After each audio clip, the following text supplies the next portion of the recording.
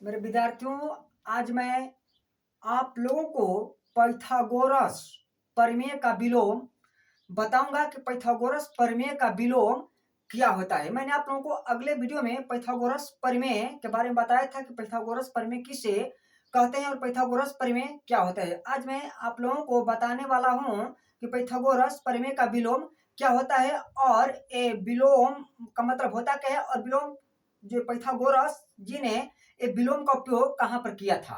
ठीक है, आज मैं आप लोगों को बताने वाला हूँ। ठीक है विद्यार्थियों, आइए आप लोगों को मैं कुछ पाइथागोरस प्रमेय का विलोम बताने से पहले ठीक देखिए, मैंने कुछ यहाँ पर जो बोर्ड पर आप लोग को जो ये दिखाई दे रहा है, ठीक कुछ मैंने पाइथागोरस प्रमेय का जो विलोम का कुछ पंक्तियां लिख दिया हूँ।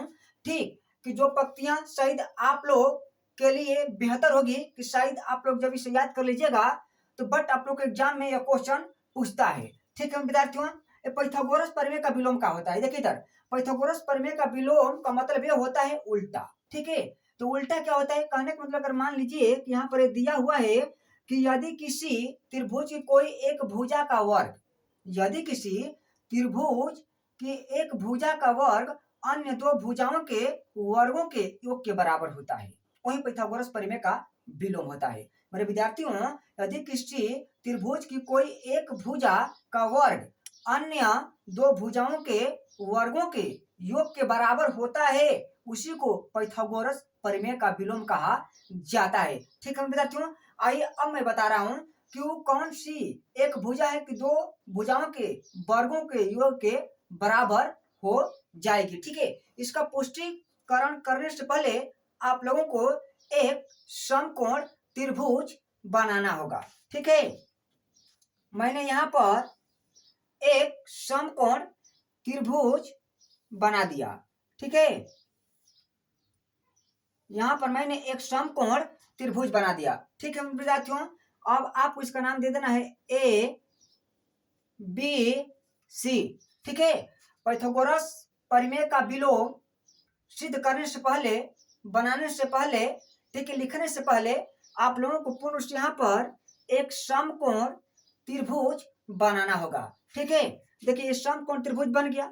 मैं इसका नाम दे देता हूं ए बी सी। ठीक है, नाम का दे दिया ए बी सी।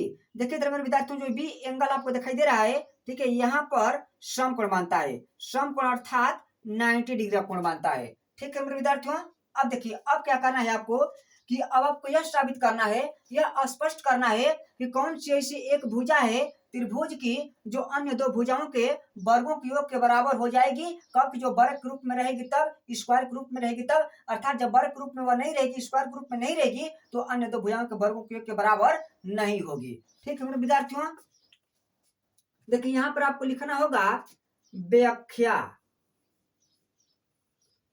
व्याख्या। ठीक है, अब मैं आप लोगों को इसका व्याख्या कर कर बता रहा हूं। ठीक है, इसका पुष्टिकरण कर कर, सत्यापन कर कर मैं बता रहा हूं कि किस प्रकार से एक भुजा का वर्ग अन्य दो भुजाओं के वर्गों के योग के बराबर हो जाएगा। ठीक है मेरे विद्यार्थियों, अब यहाँ पर आप लोग को लिखना होगा, मान लीजिए कि, मान लीजिए, मान लीजिए कि त्रिभुज ए बी सी में, ठीक है, मान लीजिए कि त्रिभुज ए बी सी में, यहां पे लिखे त्रिभुज ए बी सी में। ठीक है, अब क्या करना है आपको कि जो एसी भुजा आपको दिखाई दे रही है यहाँ पर, देखिए इधर एसी, तो एसी की संगन भुजा क्या है बी, तो हमारा बी क्या हो जाएगा समकोण हो जाएगा। ठीक है, तो आपको यहाँ पर लिखना होगा कि एसी के सामने, सामने वाले कोण, कोण बी समकोण है। तो आप लिख सकते हैं एक समकोण है। ठीक है, एक समकोण है, यहां पर लिखिए एक क्या है समकोण है। ठीक है, क्या है एक समकोण है। जो आपको एसी भुजा दिखाई दे रही है एसी, तो एसी के सामने वाला कौन सा कोण है बी, तो बी हमारा कोण क्या होगा एक समकोण होगा। ठीक है, अब आपको क्या करना है कि इसका आप लोगों को अब ये पुष्टिकरण करना है। ठीक है, अब यहाँ पर आपको लिखना होगा इस प्रकार से मैंने लिखा है त्रिभुज ए बी सी में, तो अगर यहाँ पे लिखिएगा त्रिभुज ए बी सी में, ठीक है, क्या त्रिभुज ए बी सी में आपको क्या लिखना होगा यहाँ पर, ए सी स्क्वायर बराबर ए बी का स्क्वायर प्लस बी सी का स्क्वायर, ठीक है। इसी को पाइथागोरस प्रमेय कहा जाता है। आप लोग को मैंने अगले वीडियो में बता दिया है। आप लोग ये सोचते हो कि सर आप एक कैसे इसको आप वर्ग के रूप में लिख दिए, तो मेरे विद्यार्थी हो देखिए यहाँ पर इसे ध्यान से आप लोग पढ़िए, ये लिखा हुआ है ना पाइथागोरस प्रमेय का विलोम, ठीक है, कि यदि किसी त्रिभुज की कोई एक भुजा का वर्ग अन्य दो भुजाओं के वर्गों के योग के बराबर होता है, तो अगर जैसे हम स्क्वायर के रूप में नहीं करेंगे तो हमारी एक भुजा दूसरी भुजा के बराबर कैसे हो जाएगी, नहीं ना हो पाएगी। इसीलिए यहाँ पर आपको लिखना होगा पाइथागोरस का फॉर्मूला लगाना होगा और लगा के हम लिखना होगा कि ए सी स्क्वायर बराबर ए बी के स्क्वायर प्लस बी सी के स्क्वायर। अगर एक भुजा अगर दो, जिससे हम मान लीजिए मैंने भुजा देखिए इधर ए बी बी सी ए सी दिया है, अगर किसी जो इतनी से आपको भुजा दिखाई दे रही है, अगर एक भुजा, ठीक, जो एक भुजा है जो सबसे बड़ी भुजा आपको दिखाई दे रही है ए सी, ठीक है, तो अगर ए बी का मान अगर बी सी का मान अगर आप मान रखिएगा, ठीक है, तो एसी के बराबर हो जाएगा, कह जाएगा एसी के बराबर हो जाएगा। यह पाइथागोरस प्रमेय का विलोम यह दर्शाता है कि अगर कोई त्रिभुज के एक भुजा हो वह वर्ग के रूप में हो तो तीसरी भुजा के बराबर हो जाएगा, ठीक है विद्यार्थियों। आइए अब मैं आप लोगों को सत्यापन कर बताता हूँ, ठीक है। आइए आपको जो ए बी भुजा दिखाई दे रही है, तो ए बी भुजा को मैं मान लेता हूँ 3 सेंटीमीटर, ठीक है। जो आपको बीसी भुजा दिखाई दे रही है, तो बीसी भुजा को मैं मान लेता हूँ 4 सेंटीमीटर, ठीक है। अब जो एसी भुजा आपको दिखाई दे रही है, तो मैं मान लेता हूँ इसे 5 सेंटीमीटर, ठीक है। अब इसका क्या करना है, कब इसको स्पष्ट कीजिए कि शायद यह एक दूसरे के बराबर में, जिसे A B plus B C का जब हम वर्ग करें तो ए सी के बराबर आ जाना चाहिए, ठीक है मेरे विद्यार्थियों। अब देखिए यहाँ पर ए सी दिया है, ए सी स्क्वायर, ठीक है, ए सी के स्क्वायर का क्या मान दिया है, 5 दिया है, क्या दिया है 5 दिया है, तो यहाँ पर क्या लिखेगा 5, ठीक है। तो 5 को हम स्क्वायर कर देंगे ना, यहाँ पर इसका स्क्वायर है तो बराबर। अब देखिए ए बी का मान क्या दिया आपको, यहाँ पर ए बी का मान दिया है 3, तो यहाँ पर क्या लिखेगा 3 का स्क्वायर कर दीजिएगा, ठीक है, प्लस, तो यहाँ पर क्या हो गया प्लस हो गया, ठीक है। बी सी का मान आपको क्या दिया है 4 दिया है, तो यहाँ पर लिखिए 4, यहाँ पर बीसी का स्क्वायर क्या हो जाएगा 4 का स्क्वायर हो जाएगा, ठीक है। जब हम 5 का स्क्वायर करेंगे तो क्या हो जाएगा 25 बराबर हो गया।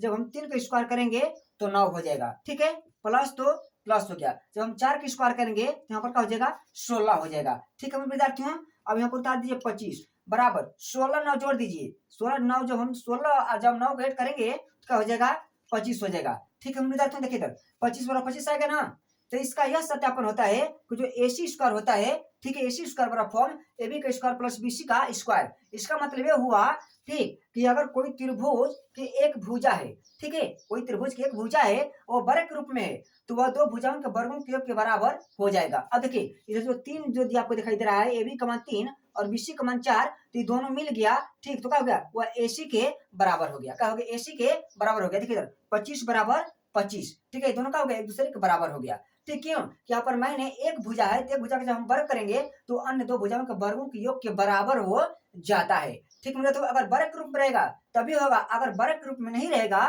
तो नहीं होगा, ठीक है। आइए मैं एक उदाहरण और आप लोगों को लेता हूं इस पर। अगर मान लीजिए यहाँ पर ए बी का मान मैं रख दिया 8, ठीक है, क्या रख दिया 8 रख दिया, यहाँ पर 8 रख दिया, ठीक है। अब बीसी का मान मैं रख देता हूँ 15, ठीक है। अब हमको निकालना है एसी का मान, एसी का मान रख देता हूँ 17, ठीक है विद्यार्थियों। अब यहाँ पर आपको क्या करना है कि यहाँ पर ध्यान दीजिए, यहाँ पर अगर हम एसी स्क्वायर को हटाते हैं तो अंडर रूट में हो जाएगा, ठीक है, यहाँ पर का अंडर रूट में हो जाएगा A B square plus BC का स्क्वायर हो जाएगा, ठीक है। अब जिसे उससे बना सकते हैं, कोई दिक्कत नहीं है। एसी का मान आपको क्या दिया यहाँ पर 17, तो मैंने यहाँ पर क्या रख दिया 17 रख दिया, ठीक है, बराबर। अब देखिए यहाँ पर क्या करना है आपको कि अभी का वैल्यू क्या दिया आपको 8 दिया है, तो अब यहाँ पर लिखिए 8 और 8 का क्या कर दीजिए स्क्वायर, प्लस तो प्लस हो गया, ठीक है। बीसी का मान क्या दिया है 15, तो यहाँ पर लिखिए 15 और यहाँ पर क्या 15 का स्क्वायर कर दीजिए, ठीक है। 17 ज्यों कहते हैं उतर जाएगा, ठीक है विद्यार्थियों।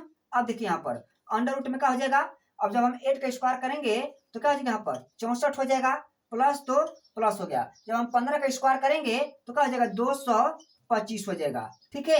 अब इसको आपको ऐड कर दीजिए, यहाँ पर क्या हो जाएगा 17 उतर गया, ठीक है।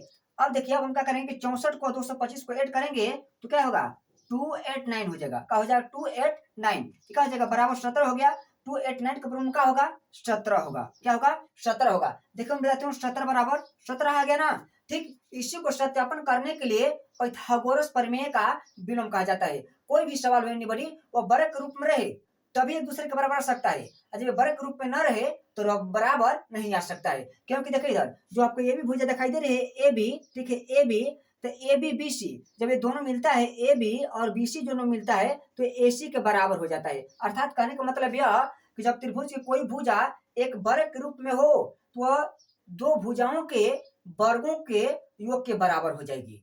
दो भुजाओं के वर्गों के योग के कुछ बराबर हो जाएगी। जैसे कि मान लीजिए मैंने ए सी का मान रख दिया 17, अगर यहाँ पर हम अगर स्क्वायर करते हैं 15 का और 8 का और दोनों को हम 8 कर देते हैं वर्ग रूप में, ठीक है 17 का भी और 8 का भी और 15 का भी, तो जब हम 8 को और जब 17 को जोड़ेंगे, ठीक है वर्ग कर कर, तो जब हम 8 का वर्ग करेंगे तो 64 होगा, ठीक है। और जब हम 15 का वर्ग करेंगे तो 225 हो जाएगा, ठीक है। जब हम 17 का वर्ग करेंगे तो क्या हो जाएगा 289 हो जाएगा। और जब हम 225 को और जब हम 8 को जोड़ेंगे तो क्या होगा 289 होगा, और बराबर में 289, ठीक है। इसी प्रकार से सत्यापन किया जाता है और इसी प्रकार से पाइथागोरस प्रमेय का व्याख्या किया जाता है। मेरे विद्यार्थियों, मैं ऐसा करता हूं कि आप लोगों को ठीक बेहतर ढंग से पाइथागोरस प्रमेय का विलोम समझ में आ गया होगा। अगर कृपया आप लोगों को अच्छी तरह समझ में आया होगा तो कृपया मेरे यूट्यूब चैनल को सब्सक्राइब करें, लाइक करें, ज्यादा से ज्यादा शेयर करें। धन्यवाद।